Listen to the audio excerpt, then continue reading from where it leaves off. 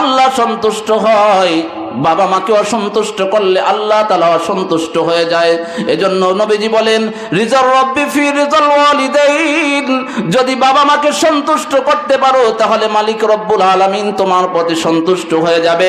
আর যদি বাবা মাকে অসন্তুষ্ট করো তাহলে আরশের মালিক রব্বুল আলামিন তিনিও তোমাদের উপর অসন্তুষ্ট হয়ে যাবেন। তাহলে আল্লাহর ইবাদতের পরে আল্লাহ তাআলাকে সব থেকে বেশি খুশি করার মাধ্যমটা কি একটু বলেন না? কথা বলেন না? বাবা মাকে খুশি করা। তুমি তোমার বাবার মুখে হাসি ফুটাও, ওই আরশের মালিক রব্বুল আলামিন আরশে আজিমে বসে তিনি তোমার জন্য তোমার সুখের ব্যবস্থা করে দিবেন, তোমার অভাব দূর করে দিবেন, তোমার সমস্যা দূর করে দিবেন। ও সন্তানেরা, ও যুবকেরা, একটু টাকা পয়সা হইলে, একটু নিজেকে একটু আধুনিক সাজাইতে চায়, একটু ভালো ঘরের একটা মেয়ে আনলে আর বাবা আর মায়ের সাথে একসাথে মিলে তাদের খাওয়ার আর কোনো সুযোগ হয় না। এমন অবস্থা আপনাদের এলাকায় আছে কি নাই? যদি থেকে থাকেন, আমি ওই সমস্ত সন্তানদের পায়ে হাত রেখে আমি বলি যাই, ও সন্তান, ও সন্তান, একটু শুনে রাখো আল্লাহর রসুলের বাণী, একটু শুনে যাও আল্লাহর কোরআনের বাণী। তুমি জিন্দেগিতে বাবা মাকে কষ্ট দিয়ে কখনো কিন্তু তুমি সুখী হতে পারবে না। ওয়াজে বেনজিরের মধ্যে একটি ঘটনা নিয়ে আসা হয়েছে। একজন মায়ের একজন খাদেম, মায়ের প্রিয় একজন ছেলে হজ করেছে, ফরজ হজ করা হয়ে গেছে, নফল হজ করতে যাবে। প্রতি বছর যখন হজের সময় আসে বারবার অন্তরটা ব্যাকুল হয়ে যায় হজে যাবে, কিন্তু মা অসুস্থ, মাকে কার কাছে রেখে যাবে, মার সেবা যত্ন কে করবে, এজন্য সন্তান যাইতে পারে না। সন্তান যখন হজে যাওয়ার ইচ্ছা পোষণ করে, মা বলে, ও আমার সন্তান কলিজার টুকরা, তুই যদি হজে যাও তাহলে হতে পারে আমি মাকে এসে আমি আর আমার চোখ তুই দেখতে পারবি না, আমার চেহারাটা তুই আর দেখতে পারবি না। সন্তান, শুধুমাত্র কবরের মাটি দেখে তুই হাউমাউ করে কান্নাকাটি করবি, আমাকে আর পাবি না। সন্তান হজে যাইতে পারে না। এদিকে যখনই হজের সময় আসে অন্তরটা ব্যাকুল হয়ে যায়, কারণ হজে গেলে সেখানে মালিকের অনেক নিদর্শন দেখা যায়, সেখানে মালিককে সহজে পাওয়া যায়, সেখানে অল্প সময়ের মধ্যে মালিককে সন্তুষ্ট করা যায়। কারণ সেখানে একটি পাথর আছে হজরে আসওয়াদ, হজরে আসওয়াদকে চুম্বন করলে জিন্দেগীর সমস্ত গুনাহ মাফ হয়ে যায়। আর যদি কবুল হয়ে যায় হজ, নবীজি বলেছেন, আল হজ্জুল মাবরুর লাইসা লাহু জাযাউন ইল্লাল জান্নাহ, আরে কবুল হজের প্রতিদান হলো জান্নাত। এজন্য সন্তানের অন্তরটা ব্যাকুল হয়ে যায়। এটা হলো পৃথিবীর এমন একটি ঘর যেখানে এক রাকাত নামাজ পড়লে আল্লাহ তাআলা 1 লক্ষ রাকাত নামাজের সওয়াব আল্লাহ তাআলা দান করেন। প্রতি বছর যখনই হজের সময় হয়ে যায় সন্তানের অন্তরটা ব্যাকুল হয়ে যায়, মার কাছে আরজি পেশ করে, মা তুমি যদি অনুমতি দাও তাহলে এই বছর আমি একটু হজে যাইতে পারি। মা বলে, বাবা আমি তো এতটা অসুস্থ, তুই আমাকে রেখে কি করে হজে যাবি? এভাবে করতে করতে 1 বছর, 2 বছর, 3 বছর, 4 বছর, 5 বছর, 6 বছর, 7 বছর হয়ে গেছে। 7ম বছরে সন্তান বলতেছে, মা এবার একটু অনুমতি দাও না মা, আমি একটু হজে যাই, মালিকের বাইতুল্লাহতে একটু জিয়ারত করে আসি। সেখানে গিয়ে কত হাজিরা বলে লাব্বাইক আল্লাহুম্মা লাব্বাইক,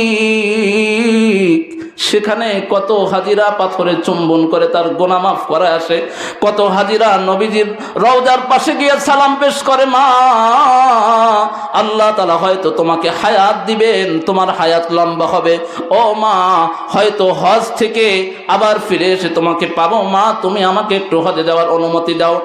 মা বলতেছে, বাবা আমার মনে হয় তুই এই বছর যদি হজে যাও তাহলে আমাকে এসে আর তুই পাবি না। মা অসন্তুষ্ট, সন্তান কোনোভাবে মানতে রাজি না। সন্তান হজে রওনা হয়ে গেছে। অনেক আগের যুগের ঘটনা, যে সময় কোনো ভিসার পাসপোর্টের কোনো ব্যবস্থা ছিল না, যে সময় কোনো বিমানের ব্যবস্থা ছিল না, সন্তান পায়ে হেঁটে তার যে সমস্ত আসবাবপত্র প্রয়োজন, জামা কাপড়ের প্রয়োজন, সাথে কিছু সামান্য শুকনো খাবার নিয়ে হজের উদ্দেশ্যে রওনা হয়ে গেছে। পায়ে হাঁটতে হাঁটতে 1 মাস হয়ে গেছে। ওই সময় তো কোনো হোটেলের ব্যবস্থা ছিল না যেখানে সন্তান গিয়ে রাত্রি যাপন করবে, যেখানে বিশ্রাম করবে। ওখানে হয়তো ছিল কোথাও কোনো কাচারি ঘর অথবা আল্লাহর ঘর, মসজিদ অথবা মরুভূমির মধ্যে তাঁবু টানিয়ে সেখানে বিশ্রাম করা। এইভাবে সন্তান হাঁটতে হাঁটতে ক্লান্ত হয়ে গেছে, কোথায় থাকবে, কোন জায়গায় থাকবে, কে তাকে আশ্রয় দিবে, কোনো আপনজন, কোনো পরিচিত পরিজন নাই। এজন্য হাঁটতে হাঁটতে ক্লান্ত হয়ে দেখতেছে একটা আল্লাহর ঘর, একটা মসজিদ দেখা যায়। যে মসজিদটা হলো উপরে ভাঙ্গা ছাউনি দেওয়ার, চতুর্পাশ দিয়ে বেড়াটা সুন্দরভাবে দেওয়া, যাতে কোনো কুকুর শ্রীগল ঢুকে মসজিদ আল্লাহর ঘর এটা অপবিত্র না করতে পারে, জন্য বেড়াটা সুন্দর করে দেওয়া। কিন্তু উপরে ছাউনিটা অত সুন্দর নয়। ওই মায়ের ওই সন্তান, আল্লাহর ওই বান্দা ওই মসজিদে বসে সে কিছু বিশ্রাম নিচ্ছে। তার কাছে আজ যে সমস্ত খাবার ছিল, শুকনা খাবার খেয়ে সেখানে অবস্থান করতেছে। সারাদিনের ক্লান্ত শরীর, সাথে সাথে ঘুম চলে আসছে। ঘটনাক্রমে ওই দিন চলে যাওয়ার পরে যখন রাত আসলো, ওই রাতে, যে রাতে ওই যুবক আল্লাহর ঘর মসজিদে অবস্থান করতেছিল, ওই এলাকায় একটা চুরির ঘটনা ঘটছে। চুরির ঘটনা ঘটছে যখন চোর সমস্ত ঘরের সামানগুলো, আসবাবপত্রগুলো একত্রিত করে বের হয়ে যাবে, তখন গৃহস্থ টের পেয়ে গেছে। যখন তাকে ধাওয়া করছে চোর চোর বলে, এলাকার চতুর্দিকের মানুষ একত্রিত হয়ে গেছে। এখন চোর কোথায় পালাবে, কোথাও যাওয়ার কোনো জায়গা নাই। কিছু দূর যাওয়ার পরে দেখতেছে আল্লাহর ঘর মসজিদ, মসজিদে ঢুকে পড়ল। আর ঢুকে দেখতেছে সেখানে আল্লাহর এক বান্দা শুয়ে আছে। চোর ভাবলো যে এইবার আমার বাঁচার একটা উপায় হয়েছে।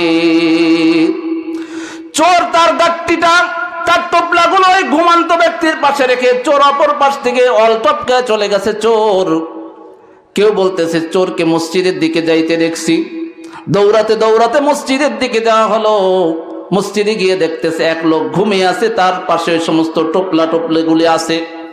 এরপরে টোপলাগুলি খুলে দেখা হলো ঘরের যে সমস্ত সামান চুরি হয়েছে সেই সমস্ত সামান টোপলার মধ্যে।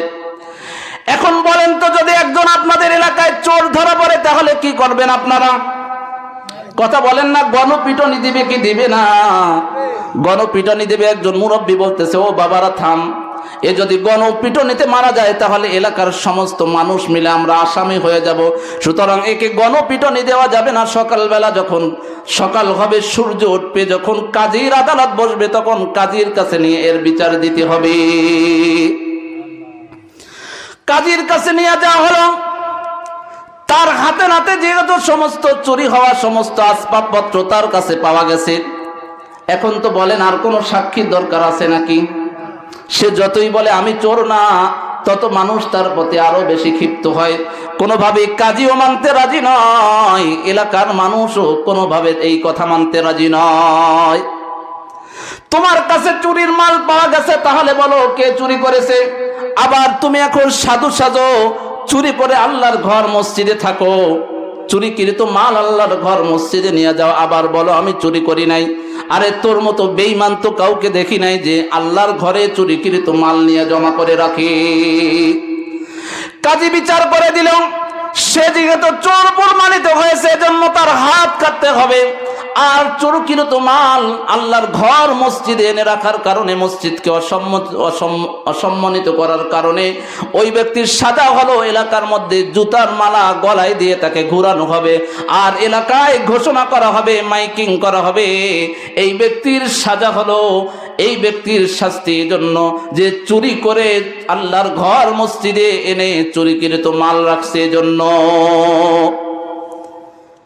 ঘোষকরা ঘোষণা করতেছে, আরে গত রাত্রের চোর যে আল্লাহর ঘর মসজিদকে অপবিত্র করেছে, যে চুরির মাল আল্লাহর ঘর মসজিদে এনে রেখেছে, সুতরাং এজন্য তার শাস্তি হলো তার গলায় জুতার মালা দিয়ে এলাকায় ঘোরানো। ঘোষণা করতেছে। একটু পরে ওই যুবক বলতেছে যে মাইকিং করতেছে, ভাই মাইকটা একটু আমার কাছে দাও, মাইকটা আমার কাছে দাও। দেওয়ার সাথে সাথে ওই ব্যক্তি ঘোষণা করতেছে, দেখো তোমরা যেটা বলতেছো ওটা মিথ্যা কথা। বরং ওই কথা বলো না যে চুরিকৃত মাল আল্লাহর ঘর মসজিদে আনার কারণে তার এই শাস্তি, বরং তোমরা এই কথা বলো যে মাকে অসন্তুষ্ট করে হজে যাওয়ার কারণে তার এই শাস্তি। শাস্তি কিসের জন্য? মাকে অসন্তুষ্ট করেছে। অসংখ্য ঘটনা আছে। বর্তমান বিশ্বের সব থেকে বড় আলেম যাকে মনে করা হয় আল্লামা মুফতি তকি উসমানী দামাত বরকাতুহুমুল আলিয়া, বর্তমান বাইতুল মুকাররমের যিনি খতিব মুফতি আব্দুল মালিক সাহেব দামাত বরকাতুহুমুল আলিয়া, ওনার মতো ছাত্রদের ওস্তাদ হলেন মুফতি তকি ওসমানী সাহেব। ওনার আর এক ভাই হলো রফি ওসমানী, যার বাবা হলো মুফতি শফি রহমাতুল্লাহ আলাই। তখন শুধুমাত্র পাকিস্তান নয়,